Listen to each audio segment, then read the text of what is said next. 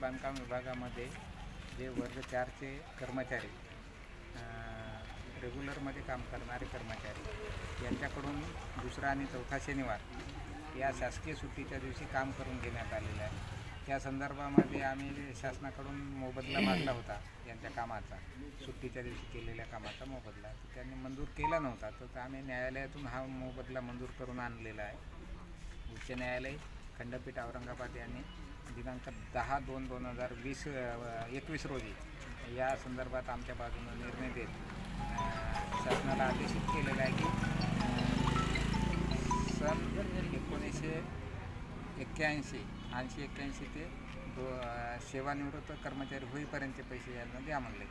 वर्षामध्ये 45 दिवस ग्राह्य धरलेत न्यायालयानं यांना 45 दिवसाच्या नियमाप्रमाणे, आणि त्याच्यात कालेलकर समितीचा आमचा एक नियम आहे की केलेल्या कामाचा दुप्पट दाम देणे, तर त्या नियमाप्रमाणे द्या म्हणून उच्च न्यायालयाचे आदेश आहेत।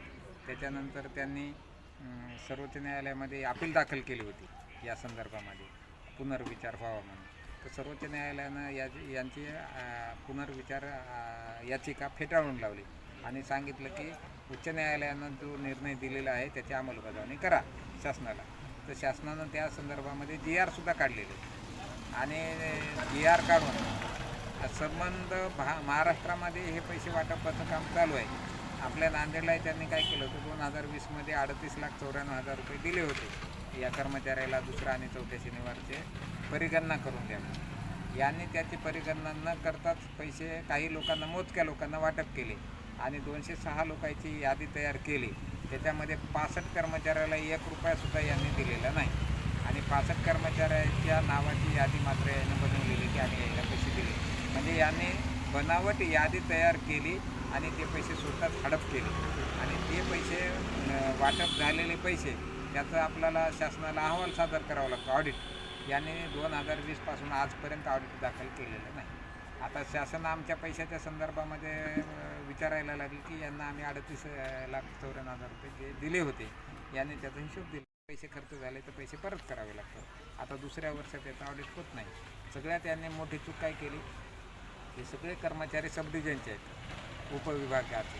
यांनी विभागीय कार्यालयाच्या मार्फतच हे पैसे वाटप केले, जे की त्यांना अधिकार नाही। आता उपविभागाकडून ऑडिट होत नाही, कारण उपविभागवाले म्हणाले तुम्ही आम्हाला पैसे दिले नाहीत, आम्ही तुम्हाला कशात अहवाल सादर करायचा, आणि कार्यकारी अभियंता एज्युकेटिव्ह युनिटला ते अधिकार नाही यांचे हे ऑडिट करायचे। या दोन भानगडीमध्ये हे लोक अडकून बसलेत, आणि आम्हाला त्याच्यामुळं त्रास व्हायला या लोकांना। आमचे पैसे मंजूर झालेले पैसे देऊ शकणार झाले शासन यांच्या चुकीमुळे। मागणी मांडण्याकरता तुमचा अनुभव? आमची मागणी मंजूर झालेली आहे, फक्त आमचे पैसे मिळणं बाकी आहे। तर पैसे यांनी दिले पाहिजे, हेच यांच्या काय बापाच्या घरचे देणं झाले, यांच्या काय शेतातला आम्ही मागणं झालो दुऱ्यावरचं, की दुरा सरको तुझा पलीकडं तू आम्हाला जरासं दे म्हणणं झालो। आमचे पैसे हे अधिकाराचे पैसे आहेत, परिश्रमाचे पैसे आहेत, कष्टाचे पैसे आहेत। हे पैसे यांनी काय यांच्या बापाला तर द्यावं लागतील, ते पैसे पैसे देणारच, परंतु त्रास व्हायला आम्हाला याच्याबद्दल आम्ही हे चालू आहे त्रास दिल्याबद्दल। आणि आम्ही सरळ म्हणालो की ज्याने हे पैसे खाल्लेत, जे दोषी आहेत त्यांच्यावर कारवाई करा। आम्ही तशी कंप्लेंट केलेली आहे पोलीस स्टेशनला की यांच्यावर कारवाई करा म्हणून। शासन म्हणते ते आधीचे पैशाचं काय झालं ते सांगा, मग आम्ही हे पैसे देतो। आता आमचे 8 कोटी रुपये या 90च कर्मचाऱ्याचे पडून आहेत। तर असे नांदेड जिल्ह्यामध्ये कमीत कमी 5,000 कर्मचारी आहेत ज्याचे पैसे शासनाने द्यायचे।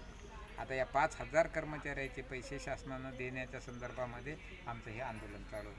आता आंदोलन करत असताना आम्ही कायदेशीर करायलो, आमची मागणी जी आहे ती रास्त आहे, न्यायालयानं दिलेल्या आदेशाची मागणी आहे, आणि आम्ही हे आमचं मंजूर होऊन गेलेलं आहे, प्रस्ताव सगळा सादर झालेला आहे शासनाकडे पैसे द्या म्हणून, पण शासन पैसे देत नाही।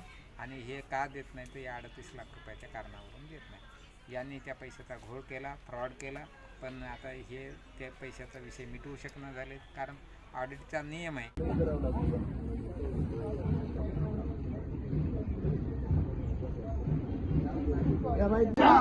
मागण्या हक्काच्या, मागण्या हक्काच्या, हम सब एक है, हम सब एक है, हम सब एक है। हम सब एक है हम सब एक है प्रवक्ता काय शामिल व्हा प्रवक्ता काय शामिल व्हा प्रवक्ता काय शामिल व्हा प्रवक्ता काय